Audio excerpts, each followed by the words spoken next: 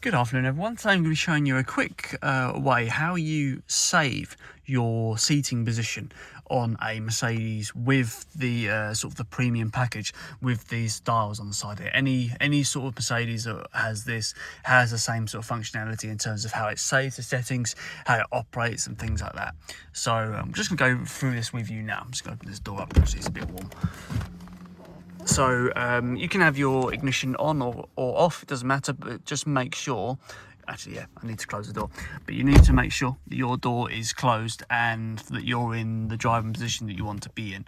So my default driving position is 1, for example, but I have easy entry and easy exit, so my seat moves with that. But when it's back in normal mode, when that easy entry is started up and it's finished, it goes back into position 1. But say if I want to change my default position, but I want to save it, so what you do is very simple. Let's say if I just want to move it back a little bit, so let's move back a little touch. I'm not actually going to do this because I'm very particular about how I have my seat in the car. So say if I've moved it there, I've made myself happy. I want to save this as a position. What you do, you have 3 positions available. So you've got 1, 2, and 3. So when you hold these buttons down, you can then change your mode when you're driving along, for example. But I've now moved it back. I've set the position I want to be in. I'm going to press. You'd press M when it makes the beep. And then you press the number that you want, not the other way around. So again, you set position. So I'm going to say move back, and then I'm not going to press any numbers before doing that.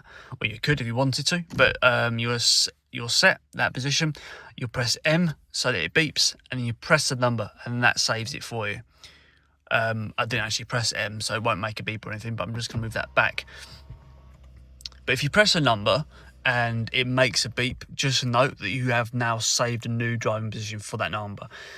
But you can do it 3 times, so you've got 3 options here. So if you wanted to say save that into driver position 2, you can move your seat, press the M button, and then press 2, and then you've got a second position, and then the same for the third, and so on. The same applies for the passenger side window as well.